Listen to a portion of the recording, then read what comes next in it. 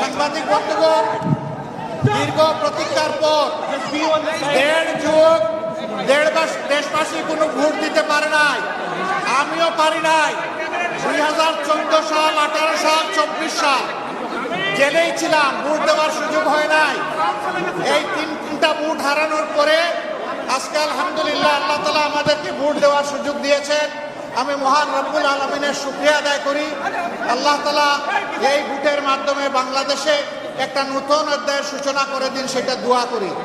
আমি বিশ্বাস করি শুধু আমি না, বিশেষ করে যুব সমাজ যারা জীবনে একটা ভোটও দিতে পারে নাই, আজকের এই ভোটটার জন্য তারা বড় অপেক্ষায় ছিল। এই ভোটটা শান্তিপূর্ণ হোক, সুষ্ঠু হোক, সন্ত্রাস মুক্ত হোক, দখল মুক্ত হোক এবং সবার কাছে গ্রহণযোগ্য হোক, এটা আমরা দোয়া করি। এই ভোটের মাধ্যমে আগামীতে এমন সরকার গঠিত হোক, যেই সরকার কোনো ব্যক্তি, পরিবার, দলের হবে না, বরঞ্চ যে সরকার হবে 18 কোটি মানুষের, জনগণের সরকার। আমরা সেই সরকার গঠনের ব্যাপারে আশাবাদী। আপনারা আমাদের জন্য দোয়া করবেন।